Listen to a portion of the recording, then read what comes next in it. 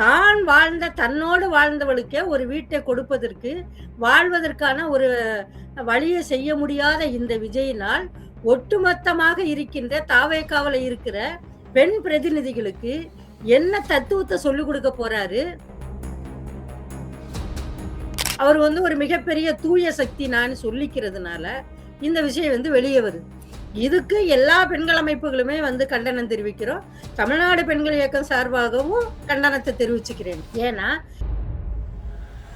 Police ஸ்டேஷன்ல போய் இன்னைக்கு கம்ப்ளைண்ட் பண்ணியிருக்காங்க. என்னை வீட்டுக்குள்ள விடணும், நீலாங்கரை வீட்டுக்குள்ள நான் போகணும், ஜீவனாம்சம் வேணும் அப்படின்னு கேட்கிறாங்க.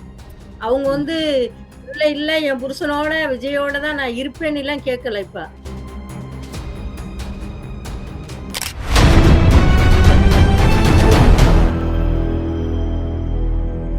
அறக்கழகம் பார்வையாளர்களுக்கு வணக்கம். இன்று நாம் சந்திக்கிற மிக முக்கியமான பெண்ணிய ஆளுமை தமிழ்நாடு பெண்கள் இயக்கத்தின் தலைவர் திரு ஆரோக்கியமேரி அவர்கள். வணக்கம். வணக்கம் தோழர். குறிப்பா இந்த விஜய் மேட்டு தான் கிட்டத்தட்ட இந்த அரசியலுக்கு அவர் வந்த நாட்டில இருந்து ஒரு பெரிய பேசுபொருளா மாறி இருப்பது என்பது வேறு. ஆனா சமீப காலமா குறிப்பாக நாளைக்கு பெண்கள் தினம், அதுக்கு அட்வான்ஸ் பெண்கள் வாழ்த்துக்களை முதல் தெரிவிச்சுக்க விரும்புறேன். அதை தாண்டி என்னன்னா, குறிப்பா அவர் மனைவியை விவகாரம் செய்யும் விவகாரம் பெரிய அளவு பிடிச்சிருக்கு. சங்கீதா அவர்கள் விவகாரத்தை கேட்டிருக்கிறார். ஆனால் விவகாரத்துக்கு கொடுக்க மறுத்து நடிகை திரிஷாவோடு வெளிவருவது அவர் சொந்த விருப்பமா இருந்தா கூட, ஒரு மனைவிக்கு விவகாரத்தை மறுத்து விட்டு பொதுவெளி வருவதை எப்படி பார்த்துக் கொள்வது? இன்று நடந்த விஷயம், ஒரு முக்கியமான விஷயம் என்னவென்றால், அவருடைய வீட்டுக்கு வரக்கூட விஜய் மறுப்பதாக தகவல் வெளியாகி கொண்டிருக்கிறது. முதல் கடமை எப்படி பாக்குறீங்க நீங்க? அனைவருக்கும் வணக்கம். தமிழ்நாடு பெண்கள் இயக்கத்தின் சார்பாக மார்ச் 8 சர்வதேச உழைக்கும் பெண்கள் தினத்தினுடைய வாழ்த்துக்களை தெரிவித்துக் கொள்கிறேன்.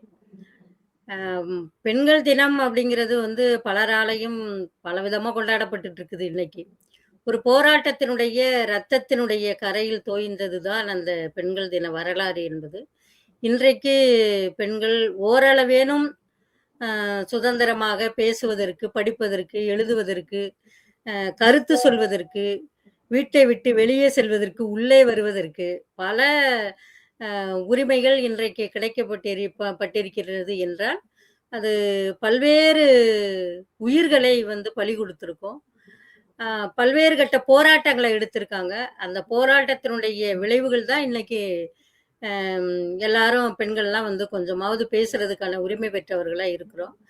அந்த உரிமை கிடைத்த நாளை நினைவு கூறும் விதமாக தமிழ்நாடு பெண்கள் இயக்கத்தின் சார்பாக அனைத்து பெண்களுக்கும், பெண் விடுதலையை விரும்புகின்ற சமூகத்தினுடைய பிரதிநிதிகளுக்கும் பெண்கள் தின வாழ்த்துக்களை தெரிவிச்சுக்கிறேன். இன்றைக்கு ஒரு மிகப்பெரிய இது மாதிரியான நிறைய விஷயங்கள் வெளியே வருது. சங்கீதா மாதிரியான நிறைய விஷயங்கள் இருக்குது. வெறுமனே சங்கீதா மட்டும் இல்ல. சங்கீதா இன்னைக்கு ஒரு மிகப்பெரிய அரசியல் ஆளுமை போன்று தோற்றமளிக்கிற விஜயினுடைய மனைவியாக இருப்பதனால் இன்னைக்கு வெளியே வருது அந்த விஷயம். அப்படி இல்லைன்னா இது மாதிரி கையில குழந்தைங்களோட நிறைய பேர் என்னை வீட்டுக்குள்ள விட மாட்டேன்றாங்க, நாங்க வீதியில இருக்கிறோம், நடுத்தெருவுல நிக்கிறோம் அப்படின்னு சொல்லிட்டு அங்கலாய்த்து போற பெண்களுடைய நிலையெல்லாம் பரிதாபத்துக்கு உரிய நிலைமையா இன்னைக்கு இருக்குது. நிறைய நம்ம பார்க்கிறோம். எனக்கு கூட இது மாதிரி எல்லாம் ஃபோன்லாம் கூட வந்திருக்கு. நான் குழந்தைய வச்சுட்டு வெளியே நிக்கிறேன், என்ன செய்யறது அப்படிங்கிற மாதிரியான சில விஷயங்கள்லாம் நானே ஃபோன்லயே கூட கேட்டிருக்கேன். இன்றைக்கு ஒரு அரசியல் அமைப்பாக அணிதிரட்டப்படுகின்ற ரசிகர்கள் கூட்டம் ஒரு பக்கத்துல வச்சுட்டு, இன்னொரு பக்கத்துல நாளைக்கு மார்ச் 8 அவரும் தாவேகா சார்பாக பெண்கள் தின நிகழ்வுகள் எடுக்க போறாரு. அந்த நிகழ்வு எடுக்கிற இந்த நேரத்துல நம்ம மோடியை பார்த்து சொல்றோம், பெண்களை மதிக்கிறவரு அப்படின்னு சொல்லிட்டு நம்முடைய ஒன்றிய அமைச்சரா இருக்கிற, பிரதம மந்திரியா இருக்கிற மோடி சொல்றாரு. ஆனா அவர் தன்னுடைய மனைவியை எப்படி வச்சிருந்தாரு அப்படின்னு நிறைய கேள்விகள் நம்மளுக்கு சொல்றோம், நிறைய இடங்கள்ல பேசுறோம். அதே மாதிரி இன்றைக்கு தீய சக்திகள், அந்த சக்தி இந்த சக்தின்னு பேசிட்டு இருக்கிற விஜய், உண்மையான தூய்மையான சக்தியாக நான் தான் இருக்கிறேன் அப்படின்னு சொல்லிட்டு இருக்கிறவரு, தன்னுடைய வீட்டில் இருக்கின்ற மனைவியை துன்புறுத்துவது என்பது அப்படிங்கிறது இருக்கு இல்லையா, அது மிகவும் அட்டரகமான இழிவான ஒரு செயல். அது எப்படின்னா, இன்னைக்கு அவங்க வந்து இன்னைக்கு ஏற்கனவே கிட்டத்தட்ட அவரு கட்சி ஆரம்பிக்கிறதுக்கு முன்னாடியே, அ கட்சி ஆரம்பிச்ச பொழுது அவங்க இல்ல. அவங்க அம்மா, அப்பா தான் வந்தாங்க. அவங்க ஒரு கட்சின்னு ஆரம்பிச்சு, அவங்க அப்பா வந்து அனவுன்ஸ் பண்ணாரு. அப்ப இல்ல, இல்ல நான்லாம் எந்த கட்சியிலயுமே இல்ல. எந்த கட்சியும் நான் ஆரம்பிக்கல. அதெல்லாம் ஏத்துக்கிறாதீங்கன்னு சொன்னாரு. அதுக்கப்புறம் இவரே கட்சி ஆரம்பிச்சாரு. கட்சி ஆரம்பிச்ச பின்னாடி கூட, குடும்பத்தில் இருக்கின்ற சங்கீதா வந்து மனைவியாக இருக்கிற சங்கீதாவோ எந்த இடத்துலயுமே பார்க்கல. யாருமே பார்க்கல. எல்லாரும் கேள்வி கேட்டாலும், இல்ல அவங்க வந்து வெளிநாட்டுல இருக்காங்க. குழந்தைங்கள பார்த்துக்கிறாங்க. அப்படி இப்படின்னு ஏதோ ஒரு காரணங்கள் சொல்லப்பட்டுச்சு. ஆனா இன்னைக்கு தான் அது வந்து இப்பதான் அது வந்து வெட்ட வெளிச்சமாக்கப்பட்டு வருது. அன்னைக்கு அது அவங்களுடைய 2 பேருடைய பிரச்சனை. அவங்களுடைய கணவன் மனைவியுடைய பிரச்சனையாக இருந்து, அது என்ன பிரச்சனையோ, யாரு வந்தாங்களோ அப்படின்னு நம்ம யோசித்துட்டு இருந்தோம். ஆனா, இப்போ ஒரு 1 வாரத்துக்கு 10 நாளைக்கு முன்னாடி கூட சொன்னாங்க, ஒரு நடிகையினுடைய தகாத உறவுல விஜய் இருக்கிறதுனால, அவங்க வந்து விவாகரத்து கேட்டிருக்காங்க சங்கீதா அப்படின்னு வந்து முகநூல்கள், பத்திரிகைகள் இதுகளெல்லாம் வந்துச்சு. நம்ம பார்த்தோம். எல்லா இடங்கள்லயுமே நடிகர்கள் ஒரு நடிகைகளோட நெருங்கும் பொழுது, இது மாதிரியான பிரச்சனைகள் வருவது வழக்கம் தான். நெருக்கமாக நடிக்கும் பொழுது நெருங்கிட்டாங்க அப்படிங்கிறதுக்கான புடிக்கலன்னா ஒண்ணு பேசுவோம். புடிச்சா, இல்ல அவங்கள மாதிரி உண்டா அப்படின்னு பேசுற மாரிலாம் இருக்கும். ஸோ அது மாதிரியான விஷயங்கள்லாம் போயிட்டே இருந்துச்சு. அதுக்கு தீனி போடுற மாதிரி இப்ப 2 நாளைக்கு முன்னாடி நடந்த ஒரு திருமண நிகழ்வுக்கு, வரவேற்பு நிகழ்வுக்கு 2 பேரும் ஒரே கலர்ல ட்ரெஸ்ஸோட திரிஷாவும் அவங்களும் வந்து அவரும் வர்றாங்க. விஜயும் வர்றாங்க. அப்ப எல்லாருடைய இதுக்கும் என்னவா தோணும்னா, ஆகா இவங்க 2 பேரும் ஜோடி சேர்ந்துட்டாங்க. அப்படிங்கிறது தோணும்.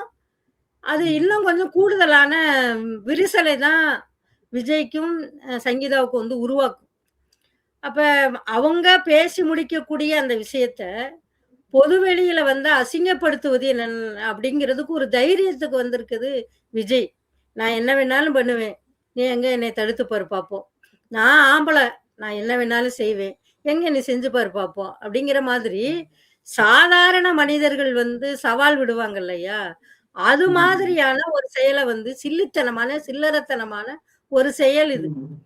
அப்ப அவங்க வந்து இன்னைக்கு வந்து ஒரு கோடிக்கணக்கான தொண்டர்கள், ரசிகர்களுடைய பிரதிநிதி நானு அப்படின்னு சொல்லி வர்றாரு. வர்ற சட்டமன்ற தேர்தல்ல வந்து நான் தான் தூய சக்தி போட்டியிட போறோம். 234 தொகுதிகள்லயும் நாங்க ஜெயிச்சுருவோம் அப்படின்னு சொல்லிட்டு ஒண்ணு சொல்லிட்டு இருக்காரு. அப்ப இது மாதிரிலாம் இருக்கிற ஒரு அரசியல் அமைப்புக்குள்ள வந்த பின்னாடி, அந்த மனிதர்களுக்குள்ளேயும் தனி மனித ஒரு ஆளுமையா இருக்கிறவங்க, தன்னுடைய குடும்பத்தில் இருக்கின்றவர்களே குறை சொல்ற அளவுக்கு, வேற குறை சொல்லிட்டா பரவாயில்ல. ஆனா, என்னை வீட்டுக்குள்ள விட மாட்டேன்றாங்க. என் குழந்தைங்கள விட மாட்டேன்றாங்க. நான் அந்த வீட்டுக்குள்ள போகக்கூடாது அப்டின்னா, நான் என்ன பண்ணுவேன்? அப்படின்னு அவங்க ஒரு கேள்வி கேட்கறாங்க. அப்ப இதுக்கு பொது ஜனங்கள் வந்து பதில் சொல்றாங்களோ, இல்லையோ, தாவேகா கட்சி என்ன பதில் சொல்ல போகுதுன்னு நான் கேட்கிறேன் இப்ப. தாவேகா கட்சி இருக்கு இல்லையா? எங்க தலைவர் வந்து உத்தமர், புத்திரர், அத்தர்வ அவரு, இவருன்னு பேசுற இந்த ரசிகர்கள் கூட்டம் என்ன சொல்ல போறாங்க சங்கீதாவுக்கு ஒரு கேள்வி இருக்கு. ஒரு விஷயம். இன்னொன்னு, அவங்க இந்த போலீஸ் ஸ்டேஷன்ல போய் இன்னைக்கு வந்து ப அவங்க வந்து கம்ப்ளைண்ட் பண்ணியிருக்காங்க. என்னைய வந்து வீட்டுக்குள்ள விடணும். நீலாங்கரை வீட்டுக்குள்ள நான் போகணும். விவாகரத்து முடியிறது வரை நாங்க இருக்கணும். அதுக்கப்புறம் எனக்கு என்ன இது பண்றாங்களோ, அது வந்து நான் இருக்கணும். என் குழந்தைங்களுக்கான ஜீவனாம்சம் வேணும் அப்படின்னு கேட்கிறாங்க. அவங்க வந்து இல்ல, இல்ல என் புருஷனோட, விஜயோட தான் நான் இருப்பேன்னுலாம் கேட்கல இப்ப அவங்க. அவங்க இதுல வந்து தெளிவா இருக்காங்க. ஒரு பெண் தன்னுடைய வாழ்க்கைய விட்டுட்டு, தன்னை விட்டுவிட்டு இன்னொரு பெண்ணோட ஒரு கணவர் வந்து உறவுக்குள்ள போறாரு அப்படின்னா, நமக்கு அது தேவையில்ல. நம்ம குழந்தைங்களும், நம்மளும் நம்ம நிம்மதியா வாழணும். அந்த வாழ்க்கைக்கு வந்து விஜய் வந்து என்ன செய்யணுமோ, அத செய்யணும் அப்படின்னு தான் அவங்க கேட்கறாங்க. நீங்க அவங்களோட போனீங்களா, இவங்களோட போனீங்களா, எதுவுமே எல்லாம் அவங்க வந்து பேசல.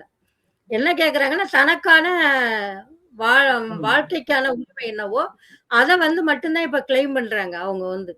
அப்ப இதையே முதன்மையான காரணமா வந்து பொதுஜனங்கள் பேசுவதை விட, அந்த தாவேகா கட்சி இத ஒரு விஷயமா பேசி ஆகணும் இப்ப.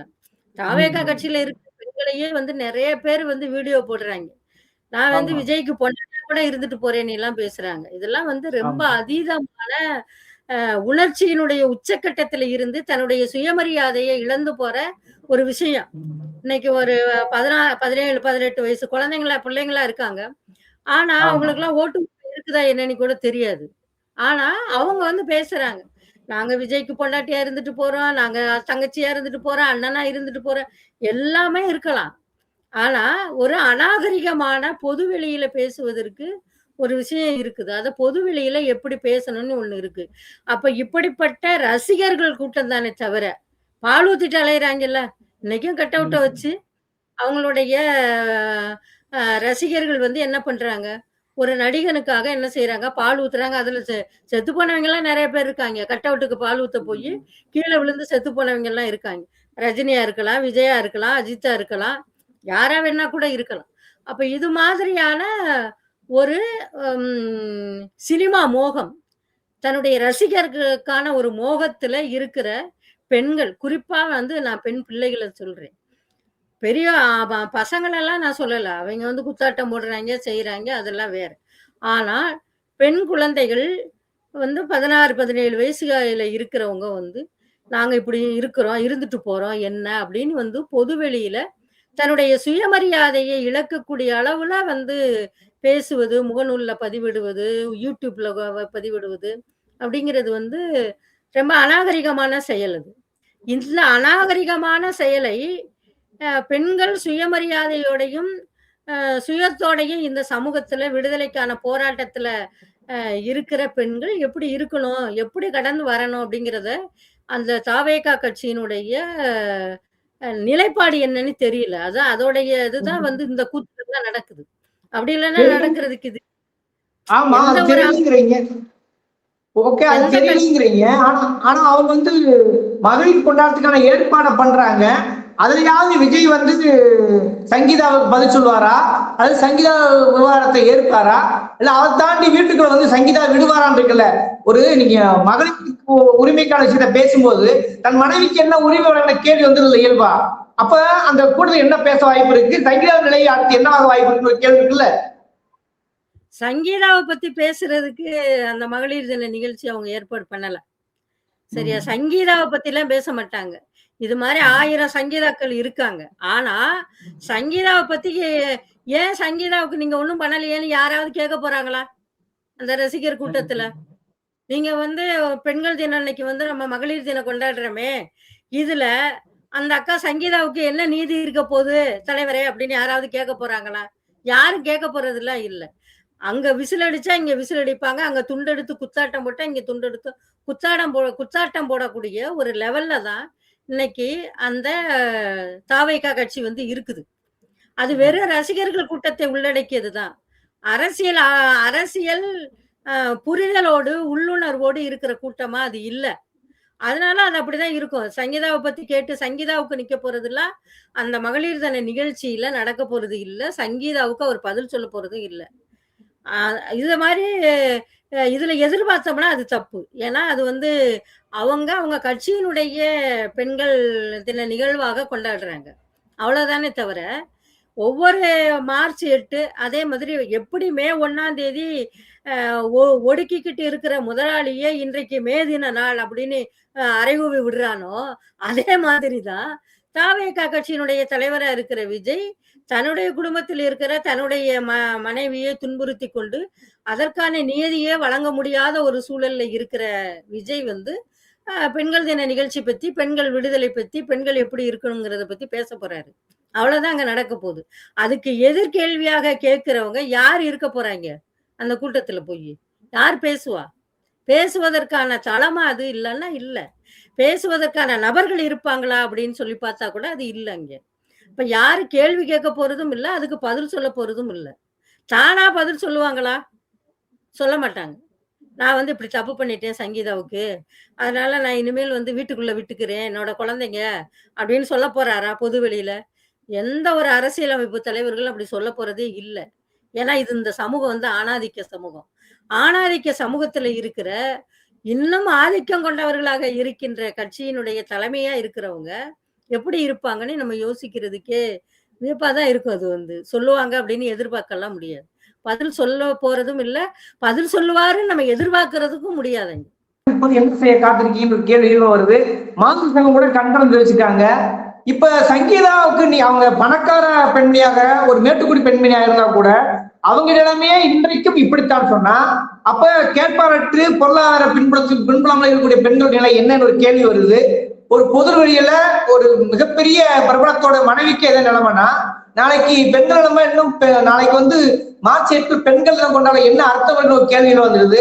உங்களை போன்ற அமைப்புகள் சங்கீதாவுக்கான நீதிக்கு என்ன பங்களிப்பு செய்ய காத்திருக்கேன்? இறுதி என்ன சொல்ல வரீங்க? அதாவது நான் தான் முதல்ல சொல்லிட்டேன். இது வந்து ஆயிரக்கணக்கான சங்கீதக்களுடைய பிரச்சனை. இது வந்து விஜயோடைய தாவேகா கட்சியினுடைய தலைவராக இருக்கிற விஜயோடைய மனைவிங்கிறதுனால, இன்னைக்கு அது வெளிய வெட்ட வெளிச்சமா வெளிய பேசப்படுது. அப்படி இல்லன்னா, இது மாதிரியான நெறைய சங்கீதாக்கள் இருக்குது. சீமானோட சம்மந்தப்பட்டதுனால தான் விஜயலட்சுமிய பத்தி பேசுனது. ஆயிரக்கணக்கான விஜயலட்சுமிகள் அதே கதியில தான் இருக்காங்க. இல்லையா? அவங்களுக்கு பத்தி பேசுறதுக்கு, எங்களை போன்ற அமைப்பினுடைய பிரதிநிதிகள், அமைப்பு சார்ந்தவங்க தான் போறாங்க. போலீஸ் ஸ்டேஷன் போறாங்க, பேசுறாங்க. ஏதோ ஒரு 4 பேரு 4 கேஸ பார்த்தா, ஒரு கேஸ்லயாவது ஒரு நீதிய வாங்கி குடுத்தோம் என்பது போல இருக்குது. இப்ப ஜனநாயக மாதர் சங்கம் வந்து சங்கீதாவினுடைய இதுக்காக வந்து கண்டனம் தெரிவிச்சிருக்காங்க. பல அமைப்புகள் வந்து பேசுறோம். இப்ப சங்கீதா வந்து இப்படி வந்து பண்றது தப்பு இல்லையா? இது விஜயோட ஒய்ஃபா அப்படிங்கிறதெல்லாம் இல்ல. யாரோடைய மனைவியாக இருந்தாலும் சரி, எந்த ஒரு பெண்ணாக இருந்தாலும் சரி, இந்த அவலக்குரல் இருக்கும் பொழுது, பெண்கள் அமைப்புகள் தங்களால் முடிந்ததுல ஒரு அறிக்கையை வந்து வெளியிடுவோம். ஆனா, அதற்கான இயக்கங்களா எடுத்துட்டு போய் நிக்கிறதுக்கான ஒரு நிகழ்வு இது வராது. ஏன்னா, ஒரு 2 பேருக்கான ஒரு நிகழ்வு அது.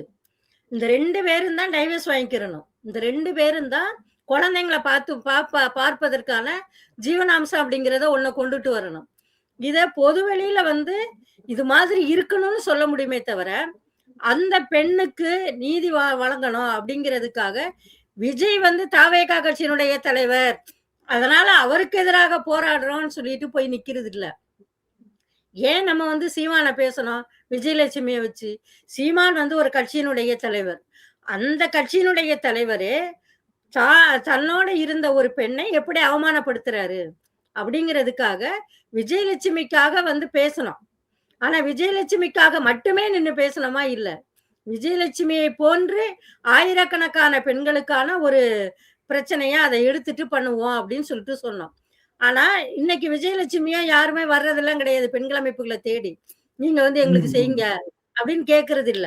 ஆனா ஒரு அவலை பெண்ணா இருக்கிறான்னு வச்சுக்கிறீங்க. அவ யாரோ ஒரு அமைப்புடைய பிரதிநிதிகள் கிடைச்சாங்கன்னா, அவங்க கைய பிடிச்சிட்டு நம்மளுக்கான நீதிய வாங்குவோம் அப்படின்ட்டு இருக்கும். இவங்களுக்கு அப்படி இல்ல. இவங்களுக்கு ஊடகங்கள் இருக்குது கொண்டு போறதுக்கு. எந்த பேப்பர்னாலும் கொண்டு போகும். எந்த ஊடகம்னாலும் கொண்டு போகும். இது மாதிரி சங்கீதா வந்து மனு செஞ்சிருக்காங்க அப்படின்னு. எதுலயாவது வேற எதுல ஏதாவது வருமா?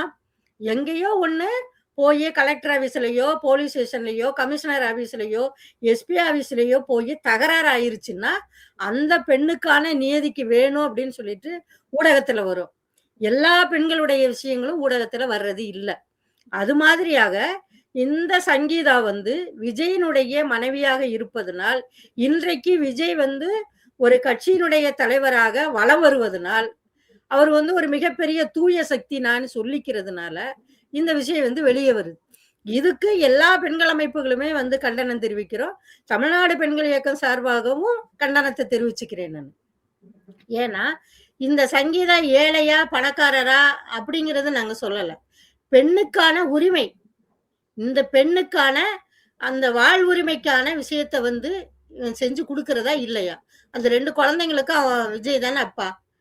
இந்த சங்கீதாவுக்கு விஜய் தானே கணவர். அப்ப இன்னைக்கு ஒருத்தருக்கு ஒருத்தர் புடிச்சுக்கிறல அப்படின்னு சொன்னா 2 பேரும் பிரிஞ்சுக்கிறலாம். ஆனால் அதற்காக இவள வந்து நீ வெளிய அப்ப உள்ள வந்த பெண்ணுக்கு புகுந்த வீட்டுக்கு வர்றா பெண்ணு தான் வர்றா. அப்ப அந்த பெண்ணுக்கு வெளிய போன்னு சொல்லிட்டா வெளிய தெருவுல தான் நிக்கணும் அப்படிங்கிற ஒரு நிலைமை வந்துச்சுன்னா, அப்ப இத்தனை ஆண்டு காலமாக தன்னோட வீடுன்னு சொல்லி அந்த இருந்த ஒரு பெண்ணுக்கு என்ன உரிமை இருக்குது அந்த வீட்ல? அததான் அவங்க கிளைம் பண்றாங்க. நான் அந்த வீட்ல இருக்கணும். எனக்கு விவாகரத்து முடிஞ்ச பின்னாடி, அங்க என்ன தீர்வு கிடைக்குதோ, அத பொறுத்து நான் பார்த்துக்கிருவேன். ஆனா இப்போதைக்கு நான் இருக்கிறதுக்கு எந்த வீடு வேணுமோ, எந்த வீட்ல நான் வாழணும்னு நினைக்கிறேனோ, அந்த வீட்ல நான் இருப்பேன். அப்படின்னு அவங்க சொல்றாங்க.